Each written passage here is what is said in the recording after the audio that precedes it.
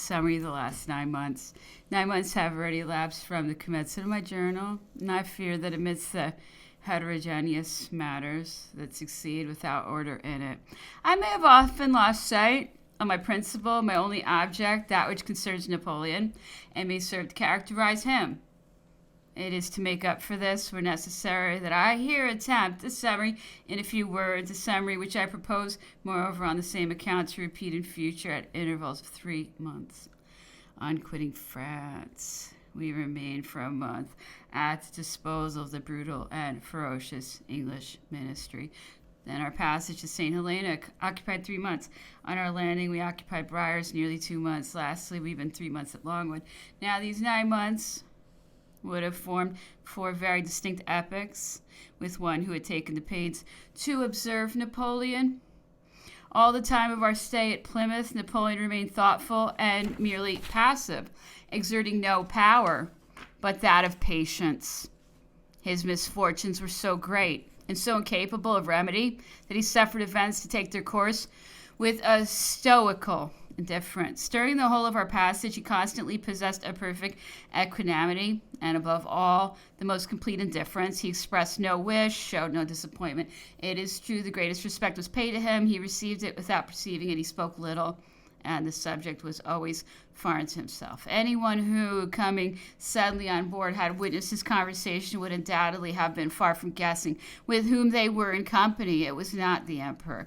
I cannot better picture him in this circumstance than by comparing him to those passengers of high distinction who are conveyed with great respect to their destination. Our abode at Briars presented another shade of difference. Napoleon, left almost entirely to himself, receiving nobody, constantly employed, seeming to forget events and men, enjoyed apparently the calm and the peace of a profound solitude, either from abstraction or contempt, not condescending to notice the inconveniences or privations with which he was surrounded. If he now and then dropped an expression relative to them, it was only when roused by the importunity of some Englishman or excited by the recital of the outrages his attendants suffered. His whole day was occupied in dictation, the rest of the time dedicated to the relaxation of familiar conversation. He never mentioned the affairs of Europe, spoke rarely of the empire, very little of the consulate, but much of his situation as general in Italy, still more and almost constantly of the minutest details of his childhood and his early youth. The latter subjects especially seemed at this time to have peculiar charm with him. One would have said that they afforded him a perfect oblivion. They excited him even to gaiety. It was almost exclusively with these objects that he employed the many hours of his nightly walks by moonlight. Finally, our establishment at Longwood was a fourth and last change. Our situation thereto had been but short and transitory. This was fixed and threatened to be lasting. There in reality were to commence our exile and our new destinies. History will take them up there. There, the eyes of the world were to be directed to consider us. The emperor, seeming to make this calculation, regulates all about him and takes the attitude of dignity oppressed by power. He traces around him a moral boundary behind which he defends himself inch by inch against indignity and insult. He no longer gives way on any point with his persecutors. He shows himself sensibly jealous in respect to forms and hostile to all encroachment.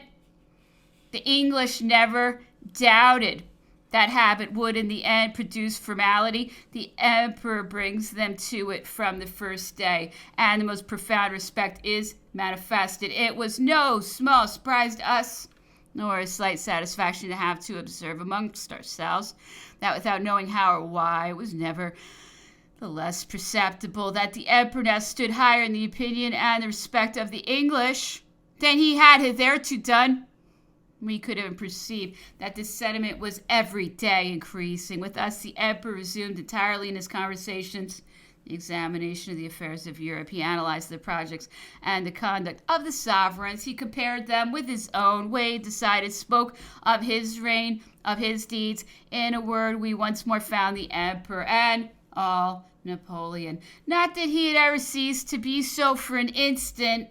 as regarded our devotion and our attentions, nor that we on our side had anything to endure from him in any respect. Never did we experience a more even temper, a more constant kindness, a more unaltered affection. It was, in fact, among us, as in the midst of his family, that he concerted his attacks upon the common enemy. And those which appeared the most vigorous and seemed to be dictated by anger were, however, almost always accompanied with some laughter or pleasantry.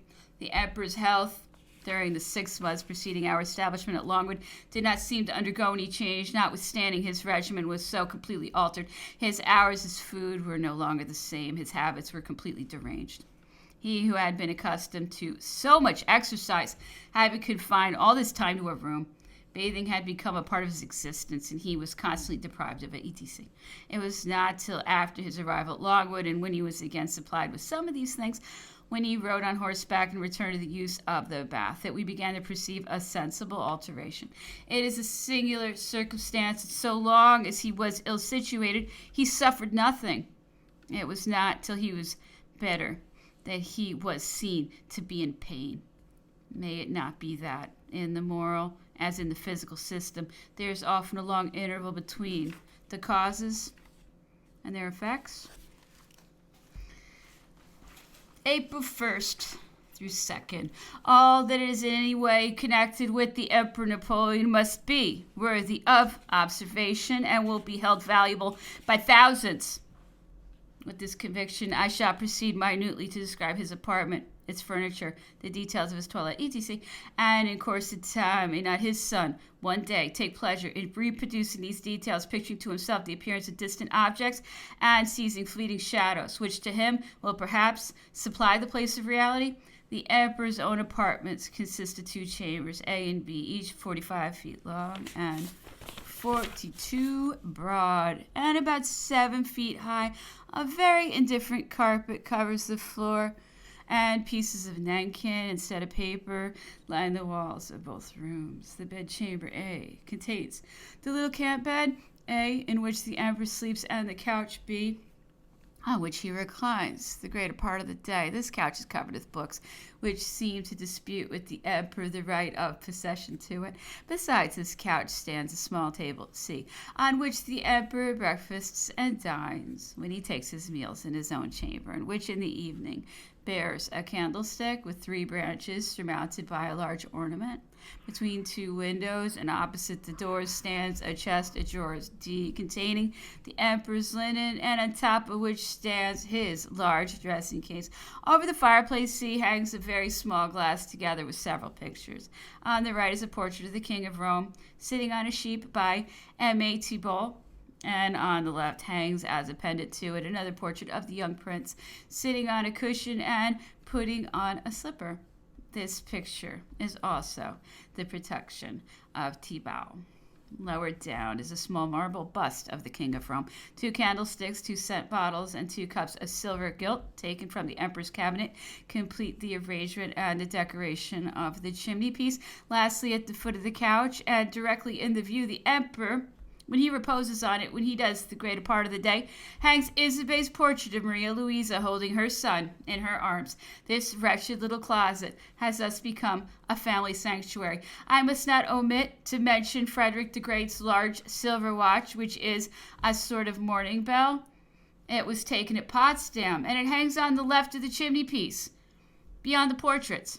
The emperor's own watch, which hangs on the right of the chimney in the same that he used in the campaigns of Italy. It is closed in a gold case marked with his cipher B. These are the contents of the first chamber.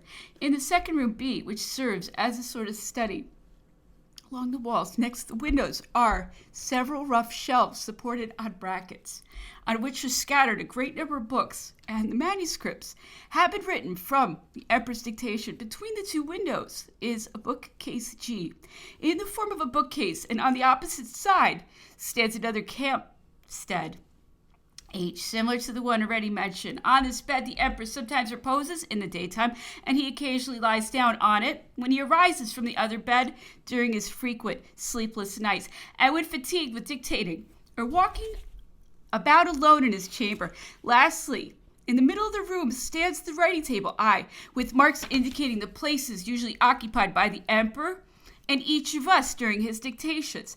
The emperor dresses in his bedroom. When he takes off his clothes, which he does without assistance, he throws them all upon the ground. If one of his valets happened not to be at hand to take them from him. How many times have I stooped to pick up the cordon of the Legion of Honor when I have seen it thrown carelessly on the ground?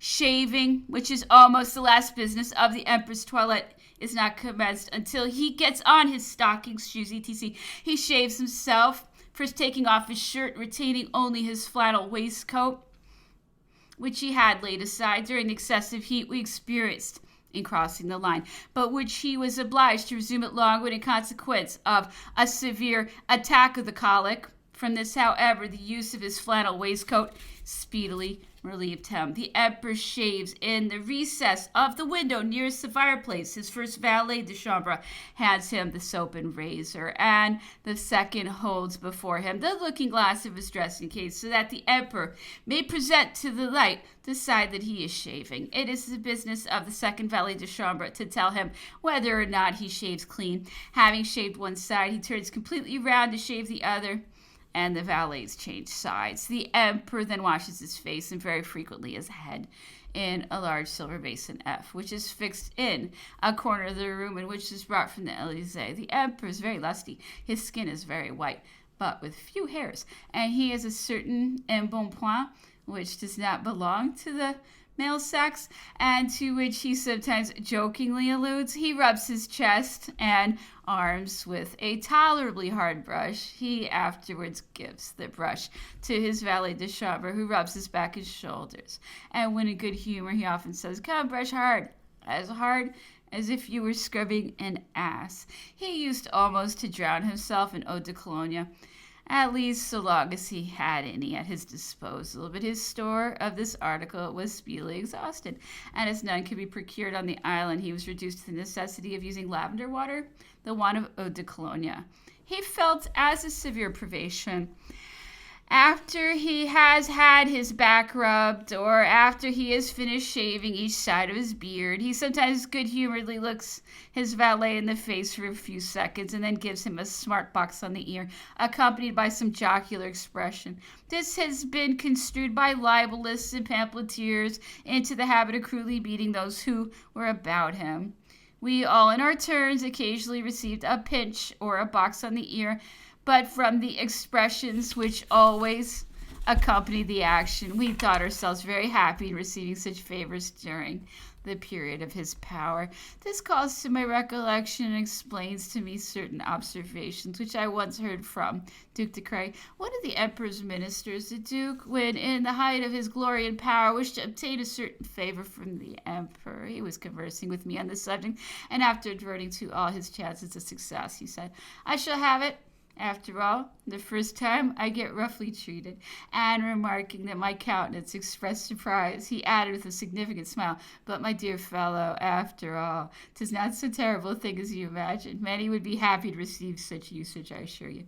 The emperor does not leave his chamber until he is completely dressed. He wears shoes in the morning and does not put on his boots until he rides out on horseback. When he first came to Longwood, he laid aside his green uniform of the guard and wore a hunting coat, the lacing of which had been taken off. This coat soon began to look shabby, and his attendants were at a loss what to substitute for it. This, however, was not the only inconvenience of the kind to which he was exposed. For instance, we were much distressed to see him reduced to the necessity of wearing one pair of silk stockings for several days in succession, but he laughed whenever we expressed our regret on this subject, or remarked that it was easy to count the number of days the stockings had been worn by the marks which the shoes had imprinted on them. In other words, he retained his usual dress, namely waistcoat and small clothes of white kerseymere and a black cravat. When he was going out, any one of the gentlemen who happened to be in the room presented to him his hat that little hat, which has in some measure become identified with his person. Several of the emperor's hats have been carried off since we have been on the island,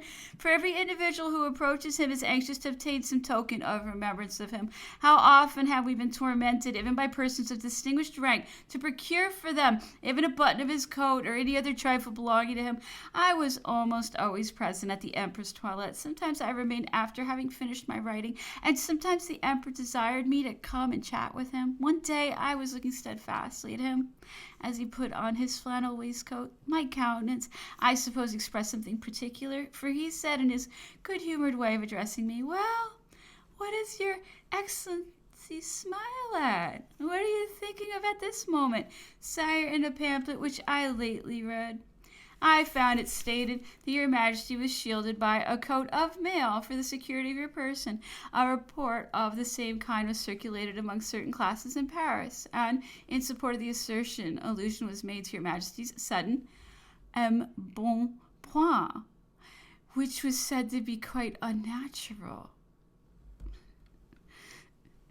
You're talking about his male breasts.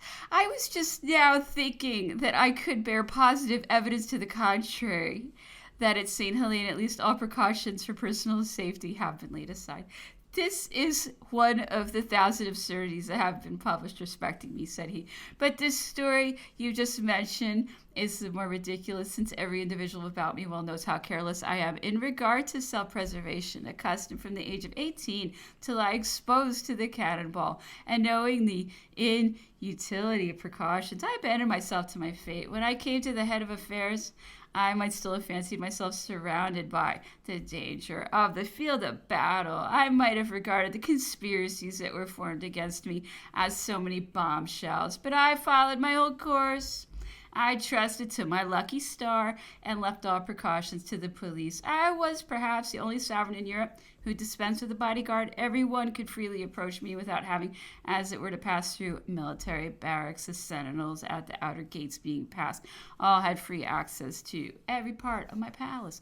Maria Louisa was much astonished to see me so poorly guarded. She often remarked that her father was surrounded by bayonets. For my part, I had no better defense at the Tuileries than I have here. I don't even know where to find my sword. Do you see it?" said he, looking about for it. "I have, to be sure," he continued, "incurred great dangers. Upwards of 30 plots were formed against me. These have been proved by authentic testimony, without mentioning many that never came to light. Some sovereigns invent conspiracies against themselves. For my part, I made it a rule to carefully conceal them whenever I could. The crisis most serious to me was during the interval from the Battle of Marengo to the attempt of George and the affair of the Duke d'Enghien." Napoleon related that about a week before the arrest of George, a petition had been delivered into his own hands on the parade by one of the most determined of the conspirators. Others insinuated themselves among the household at St. Cloud or Malmaison. Finally, George himself seemed to have been so near his person as to be in the same apartment with him. Independently of good fortune, the emperor attributes his safety in a great measure to certain circumstances which were peculiar to himself. That which had doubtless, he said, contributed to preserve him was his having lived after his own fancy without any regular habits or fixed plan. His vast occupations kept him much at home and almost constantly confined him to his closet. He never dined abroad, seldom visited the theaters, and never appeared but at those times and places at which he was not expected.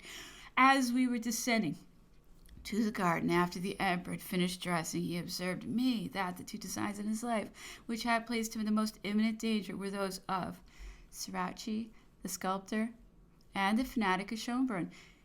Ceracchi and some of the other desperate wretches had laid a plan for assassinating the first consul. They agreed to carry their design into execution at the moment of his withdrawing from his box at the theater. Napoleon, who got intimation of the plot, nevertheless proceeded to the theater and, fearlessly passed by the conspirators who had shown themselves most eager to occupy their respective stations. They were not arrested until about the middle or near the close of the performance. Ceracchi said the emperor had formerly adored the first consul, but he vowed to sacrifice him when, as he pretended, he proved himself a tyrant. This artist had been loaded with favors by General Bonaparte, whose bust he had executed. And when he entered into the plot against his benefactor, he endeavored by every possible means to procure another sitting, another pretense of making an essential improvement on the bust. Fortunately, at that time, the consul had not a single moment's leisure, and thinking that want was the real cause of the urgent solicitations of the sculptor, he sent him 6,000 francs. But how he was mistaken. Strachey's real motive was to stab him at the sitting. The conspiracy was disclosed by a captain of the line who was himself an accomplice.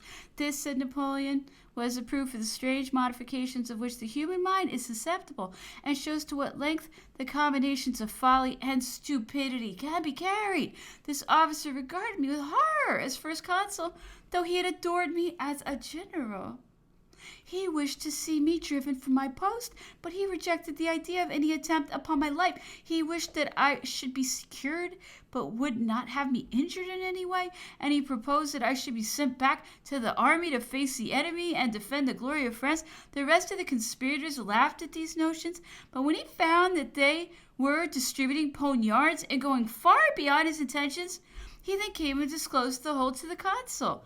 As we were discoursing on the subject, someone presented mentioned having witnessed at the Théâtre Feydeau a circumstance which drew a part of the audience into the greatest consternation. The emperor entered the Empress Josephine's box and had scarcely taken his seat when a young man hastily jumped upon the bench immediately below the box and placed his hand on the emperor's breast. The spectators on the opposite side were filled with alarm. Fortunately, however, the young man was merely presenting a petition, which the emperor received and read with the utmost coolness. The emperor described the fanatic Schönbrunn as the son of a Protestant minister of Erfurt, who, about the time of the Battle of Wagram, had laid a plan for the assassination of Napoleon with all due parade. He had passed the sentinels at some distance from the emperor and had twice or thrice been driven back when General Rapp, in the act of pushing him aside with his hand, felt something concealed under his coat. This proved to be a knife about 1.5 feet long, pointed and sharp at both edges. I shuddered to look at it, said the emperor. It was merely rolled up in a piece of newspaper. Napoleon ordered the assassin to be brought into his closet. He called Corvisart and directed him to feel the criminal's pulse while he spoke to him. The assassin stood unmoved, confessing his intended crime, and frequently making quotations from the Bible. "What is your purpose here?" inquired the emperor. "To kill you." "What have I done to offend you? By whose authority do you constitute yourself my judge?" "I wish to put an end to the war." "And why not address yourself to the Emperor Francis?" "To him," said the assassin. "And wherefore?" "He is a mere cipher, and besides, if he were dead, another would succeed him. But when you are gone, the French will immediately retire from Germany." The emperor vainly endeavored to move him. "Do you repent?" said he. "No." "Would you again attempt the perpetration of your intended crime?" "Yes." "What if I were to pardon you?" Here, said the emperor, nature for an instant resumed her sway. The man's countenance and voice underwent a momentary change. "Even though you do," said he, "God will not forgive me." But he immediately resumed his ferocious expression. He was kept in solitary confinement without food for 24 hours. The doctor examined him once more. He was again questioned, but all was unavailing. He still remained the same man, or to speak more properly, the same ferocious brute. He was at length abandoned to his fate. The third, in the morning, the emperor dictated in the shady part of the garden. The day was delightfully clear and serene. He had been reading the account of Alexander's expedition in Roland's history and had several maps spread out before him. He complained that the narrative was destitute of taste, and without any proper plan. He observed that it afforded no just idea of the grand views of Alexander, and he expressed a wish himself to write an account of the expedition. About 5 o'clock, I joined him in the garden where he was walking, attended by all the gentlemen. As soon as he perceived me, he said, "Come, we must have your opinion on a point which we have been discussing for the last hour. On my return from Waterloo, do you think I could have dismissed the legislative body and have saved France without it?" "No," I replied. It would not have been dissolved voluntarily. You would have found it necessary to employ force, which would have excited protestations and would have been regarded as scandalous. The dissatisfaction excited in the legislative body would have spread through the whole nation. Meanwhile, the enemy would have arrived, and your majesty must have surrendered, accused by all Europe, accused by foreigners, and by Frenchmen, perhaps loaded with the universal malediction regarded merely as an adventurer carrying everything by violence. But as it was, your majesty issued pure and unsullied from the conflict, and your memory will be everlastingly cherished in the hearts of those who respect the cause of the people. Your majesty has, by your moderation, ensured to yourself the brightest character in history, while by a different line of conduct you might have incurred the risk of reprobation. You have lost your power, it is true, but you have attained the summit of your glory. Well, this is partly my own opinion, said the emperor, but after all, I am certain that the French people will do me justice.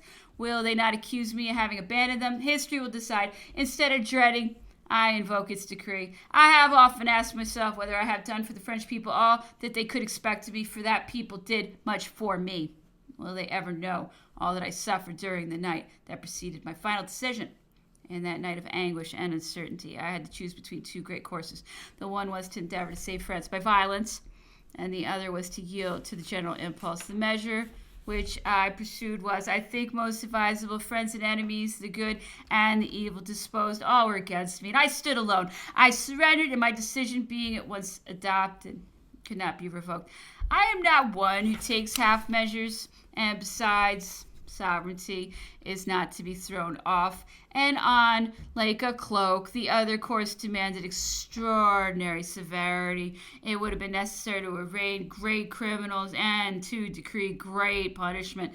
Blood must have been shed, and then who can tell where we would have stopped? What scenes of horror might not have been renewed by pursuing this line of conduct? Should I not have drowned my memory in the deluge of blood, crimes, and abominations of every kind, which, with libelists, have already overwhelmed me? Should I not thereby have seemed to justify all that they have been pleased to invent? Posterity and history would have viewed me as a second Nero or Tiberius, if after all I could have saved France at such a price.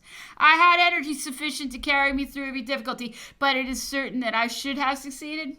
All our dangers did not come from without. The worst existed in our internal discord. Did not a party of mad fools dispute about the shades before we had secured the triumph of the color? How would it have been possible to persuade them that I was not laboring for myself alone, for my own personal advantage?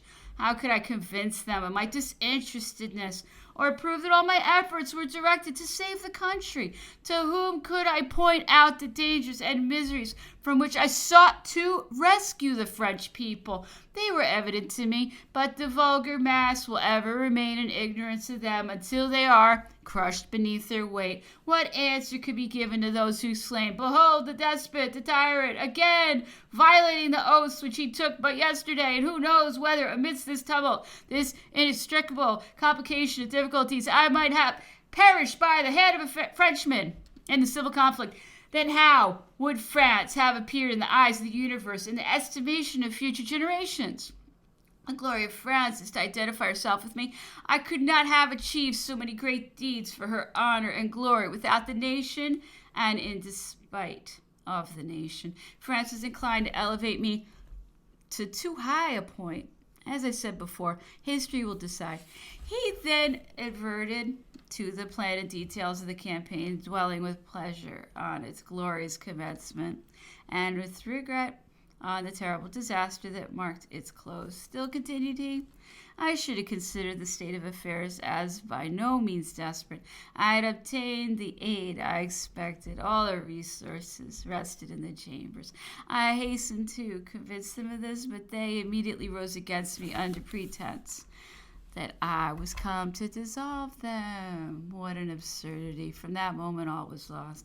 It would perhaps be unjust," added the emperor, "to accuse the majority of the members of the chambers, but such is the nature of all numerous bodies that they must perish if disunited. The armies You must have leaders. The chiefs of armies are appointed, but in constituted bodies.